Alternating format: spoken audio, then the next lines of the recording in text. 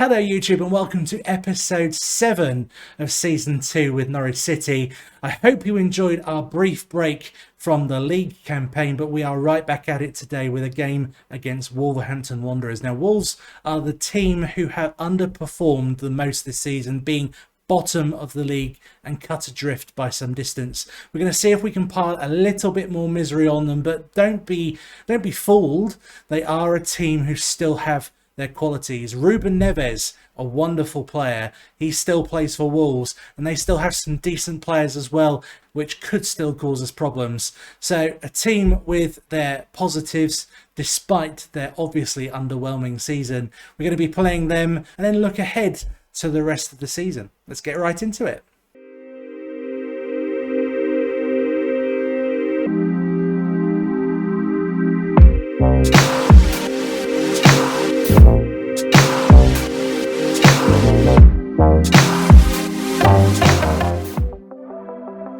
Trying to impress me, pulling out all the stops,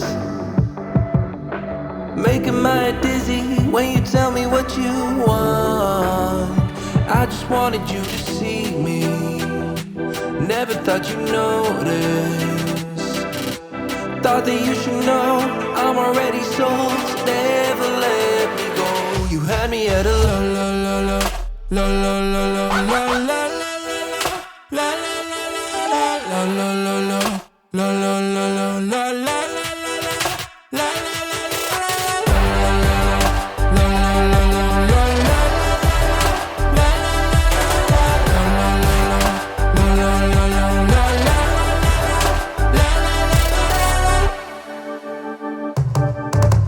I can see you trying, finding ways inside my head. Lost and out of focus, I can hear a word you say. Cause I don't care about your game, I just wanted you to see me. It's youth intake day at Carrow Road and we have got some very fine youth prospects. There are 3 in particular I want to bring to your attention, the least of which being Jonathan Brett. Young man, spirited personality. He is a central defender who has the potential to be a 3.5-star player.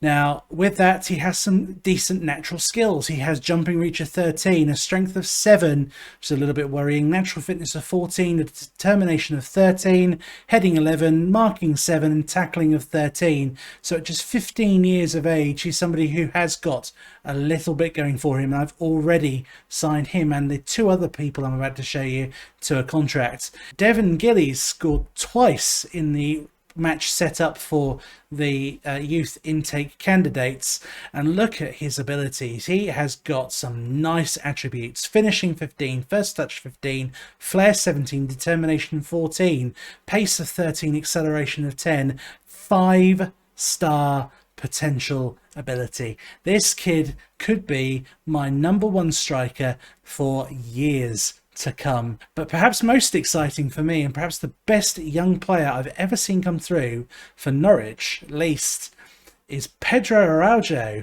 Portuguese, 16 years of age. He has a tackling of 12 and a marking of 13 with a technique of 11, teamwork 16, work rate 16, determination 16, flair of 17, aggression of 18, bravery 13. He is going to be probably my #1 choice for central midfield for his entire career. He is going to be somebody I'm going to try and train up as quick as I can, because I think this guy is going to be a sensational player. Again, 5-star potential ability as well. I mean, they couldn't really have made me a better player. This would be exactly what I would pick if I got the chance to. So very, very excited about those 3 particular players.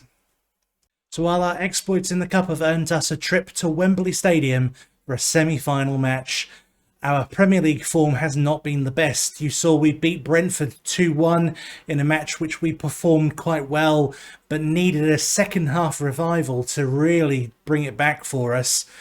After a poor first half, we then went to Bournemouth. In fact, Bournemouth came to Carrow Road and we weren't able to score. We were the better side. We had the most shots on target, but unfortunately just weren't able to put one of them in the back of the net. And again, that's because I think we've been reliant too much on two players that I brought in that haven't really done the business. I mean, Gorey has done okay at times, but with an average rating of 6.69, it shows that he has been perhaps inconsistent at times, be it played on the left or up front. However, the big disappointment has got to be Lassina Traore, who was brought in from Ajax, scoring goals for fun for them and just not done it for us. 14.75 million I paid for just 4 goals and 2 assists, and his current ability has dropped from 3 stars to 2.5 stars, with the coach summary suggesting he is just a young prospect not far from first team standard. So having spoken about Lassina Traore previously, I think today is the occasion that I'm going to give Adam Armstrong a go up front. It's simply because I think Timu Pukki is overly relied upon, and I want to try and see if we can bring through one of the other two to really push him a little bit more and give us another alternative.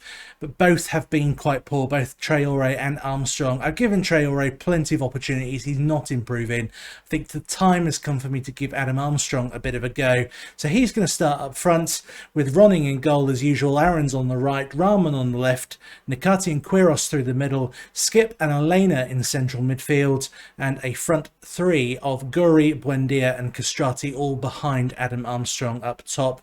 We're going attacking. We're going to take the front foot against bottom side Wolves. Even though we are away, I may look to go back to balanced if things don't start working out and we are a bit, I suppose, a bit clutching at our chances. So plenty of light green on the screen. We prefer the darker colour green, of course, but as far as team talks go, this is not a bad way to set into the match.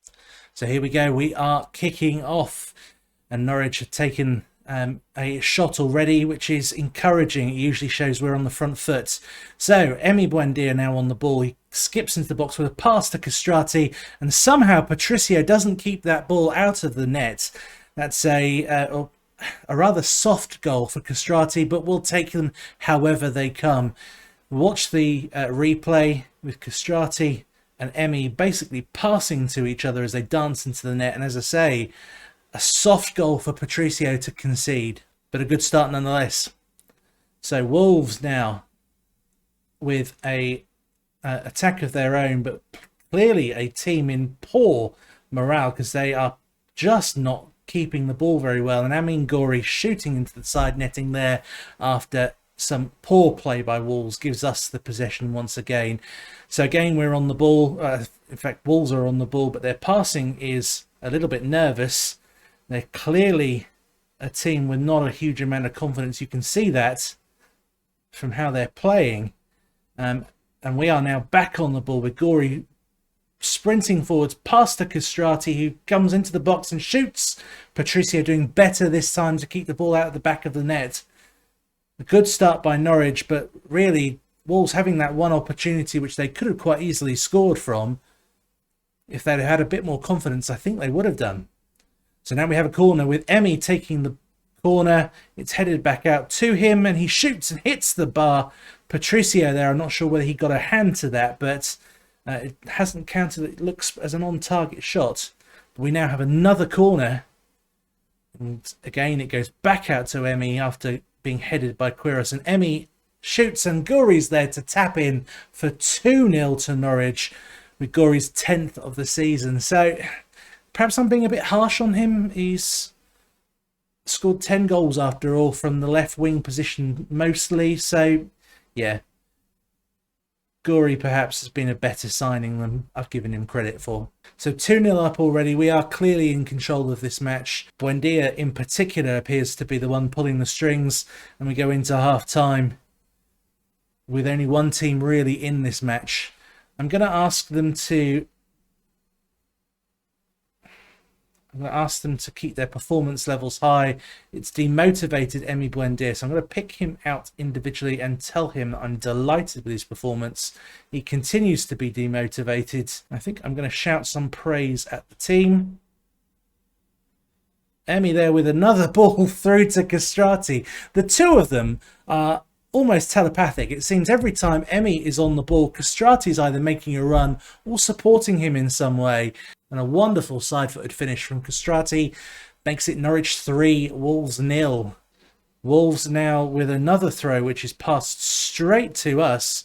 And Adam Armstrong now given the chance to run. He passes off to Gorey. He runs into the box, shoots and scores, making it Norwich 4-0 with Gorey's second of the game. This is a really quite dominant Norwich performance. We really haven't given them a chance at all. Pleasing, of course, is Adam Armstrong's involvement in this. He has got an assist to his name, which is always nice because he has worked quite hard. He's come up to 7.4 on his rating now, leaving me to wonder whether we've found the striker that we're going to be continuing with. And Adema Traore pulls one back for Wolves. Some poor marking there, leading him to having an opportunity. I mean, look at that. Left with absolutely no one marking him. And the two Norwich players here, they go out towards Moutinho, leaving Adama free to run down the wing and slot the ball in the back of the net for their only shot on target so far this match, leading to a goal as well. So disappointing that. So we're going to make some substitutions, I think. I don't really want to bring anybody off. They're all doing quite well. They're all in good condition. I don't see why we should bring anybody off to give them any sort of rest. I think I'm going to bring on Grucic for skip.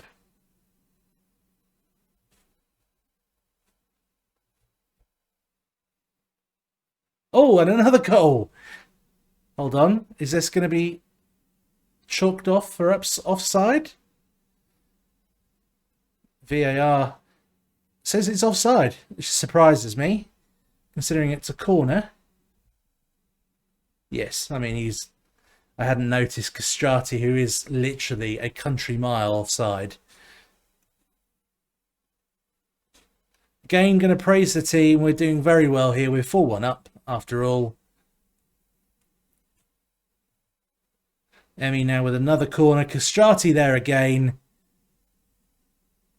Castrati hat-trick for this match. 5-1 to Norwich. Wolves simply not at the races today.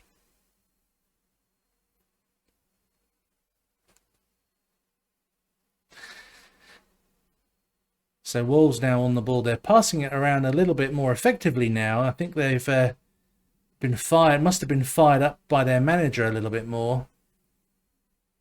And if they do go down, there are a couple of players still in the Wolves side that might be worth a look, including, of course, Ruben Neves. Oh, Adam Armstrong, how did you miss that? Oh, Jesus. And a header from Morelos makes it 5-2.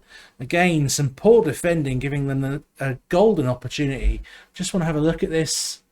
Yeah, Morelos gets free of his marker and just takes the ball around. Takes the ball around and just headers the ball into the back of the net. So Castrati's apparently tiring. So I'm going to bring on Todd Cantwell, I think. Do we need to do anything else? I'm going to target Grucic because he is complacent. So Cantwell now on the ball. He dances around whoever that Wolves player is, leaving him completely behind. And it seems as if Wolves are now firing up their team. A little bit late for that now, I suspect. Emi Buendia dancing through, shoots into the arms of Rui Patricio, and that brings with it the full-time whistle. A good game, it has to be said. We played very well. A lot of our players doing very well. In particular, Liram Castrati, who comes away with the match ball after a hat-trick. So this was supposed to be an episode where I showed you not one but two matches. I was going to show you the Sheffield United match, but I've just played that match. I thought I was on camera, and I've just checked, and I didn't record a single thing of it. So it's just going to be the Wolves match that you have just seen. But what a match to show you. 5-2 we beat Wolves by, and 5 decent goals as well. Liram Castrati really is the player in form this season, has been excellent purchase for me. And I think I'm being a bit harsh as well on Amin Gori. He scored a couple of occasions as well there, didn't he? So maybe I need to cut him a bit of slack. But next time we are going to be coming back for more FA Cup magic. We're going to be playing Chelsea at that little place called Wembley Stadium. Come back for that. Thank you for joining me. If you like this, please do like, please do subscribe. Please do tell all your friends, do all those wonderful YouTube things. I'd be really grateful for it. And if you want to get in touch, tweet me, leave a comment down below. I'm always happy to respond. Very grateful for the support shown for this series. You take care. We'll see you next time. Goodbye.